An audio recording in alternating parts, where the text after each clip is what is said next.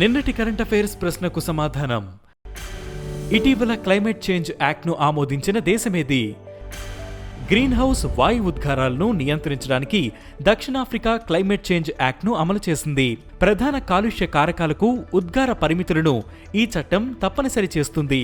దక్షిణాఫ్రికా ప్రధాన శక్తి వనరు అయిన బొగ్గు నుంచి ఉద్గారాలను తగ్గించడం ఈ చట్ట ప్రాథమిక లక్ష్యం.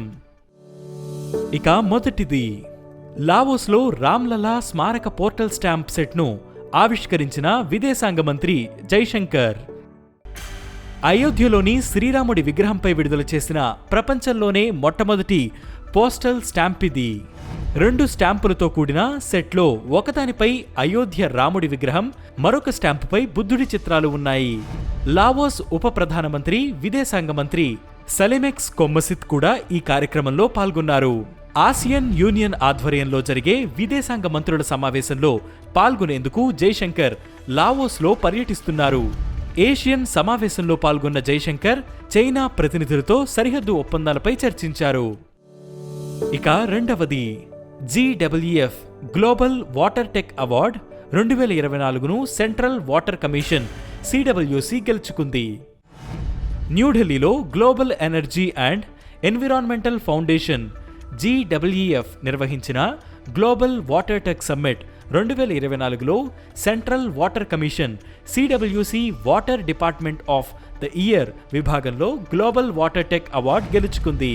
నీటి రంగంలో ఆవిష్కరణ, సాంకేతికత, పరిరక్షణ, స్థిరమైన అభివృద్ధి వంటి అంశాలను పరిగణలోకి తీసుకుని గ్లోబల్ వాటర్ టెక్ అవార్డు అందిస్తారు.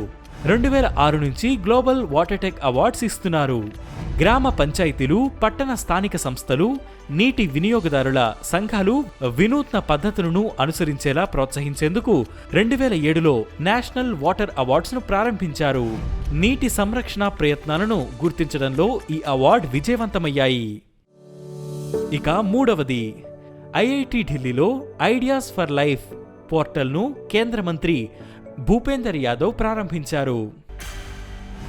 ప్రపంచ పర్యావరణ దినోత్సవం సందర్భంగా దేశవ్యాప్తంగా చేపట్టిన ఏక్ పేడ్ మాకే నామ్ ఉద్యమంలో భాగంగా ఆయన IIT ఢిల్లీ క్యాంపస్లో ఒక మొక్కను కూడా నాటారు. పర్యావరణ అనుకూల జీవనశైలి ప్రోత్సహించే ఉత్పత్తులు, సేవలకు సంబంధించిన వినూత్న ఆలోచనలను సేకరించేందుకు ఈ చొరవ ప్రయత్నిస్తుంది. ఎన్విరాన్మెంట్ సస్టైనబిలిటీ కోసం ఇన్నోవేషన్ను ప్రోత్సహించడం, గ్లోబల్ మిషన్ లైఫ్కి మద్దతు ఇవ్వడం దీని లక్ష్యం. ఐడియాస్ ఫర్ లైఫ్ పోర్టల్లో నీటిని ఆదా చేయడం, శక్తి ఆదా చేయడం, వ్యర్థాలను తగ్గించడం, వ్యర్థాలను తగ్గించడం, సింగిల్ యూజ్ ప్లాస్టిక్లకు నో చెప్పడం, సస్టైనబుల్ ఫుడ్ సిస్టమ్స్ని అడాప్ట్ చేయడం, హెల్దీ లైఫ్ స్టైల్ని అడాప్ట్ చేయడం వంటి థీమ్స్తో రచనలు చేసి సమర్పించవచ్చు. ఉత్తమ రచనలకు గుర్తింపు, ఆకర్షణీయమైన బహుమతులు అందిస్తారు. ఇక నాలుగవది, ప్రభుత్వ గణాంకాల ప్రకారం గత 5 ఏళ్లలో భారతదేశంలో 628 పులులు చనిపోయాయి. National tiger conservation authority NTCA ప్రకారం 2019లో 96 పులులు, 2020లో 106, 2021లో 127, 2022లో 121, 2023లో 178 పులులు చనిపోయాయి. తాజా ప్రభుత్వ గణాంకాల ప్రకారం 2022లో భారతదేశంలోని పులుల సంఖ్య 3682గా ఉంది. ఇది ప్రపంచ అడవి పులులు సంఖ్యలో దాదాపు 75% ఉంటుంది. ఇక గత 5 ఏళ్లలో పులుల దాడిలో 349 మంది మరణించారని కేంద్ర పర్యావరణ సహాయ మంత్రి కీర్తివర్ధన్ సింగ్ రాజ్యసభలో ఒక ప్రశ్నకు సమాధానంగా తెలిపారు. పులుల సంరక్షణను ప్రోత్సహించడానికి భారతదేశం 1973 ఏప్రిల్ 1న ప్రాజెక్ట్ టైగర్ను ప్రారంభించింది. ఇది మొదట్లో 18,278 చదరపు కిలోమీటర్ల విస్తీర్ణంలో 9 టైగర్ రిజర్వులను కవర్ చేసింది. ప్రస్తుతం భారతదేశంలో 78,735 చదరపు కిలోమీటర్ల కంటే ఎక్కువ విస్తీర్ణంలో 55 టైగర్ రిజర్వులు ఉన్నాయి. ఇక ఐదవది, జపాన్ సాడో గోల్డ్ మైన్కు యునెస్కో గుర్తింపు. UNESCO world heritage committee July 27న జపాన్లోని వివాదాస్పద సాడో బంగారు గనిని సాంస్కృతిక వారసత్వ ప్రదేశంగా గుర్తించాలని నిర్ణయించింది. ఉత్తర జపాన్లోని నిగాటా తీరంలో ఉన్న ఒక ద్వీపంలో ఉన్న ఈ గని దాదాపు 400 సంవత్సరాలు పనిచేసింది.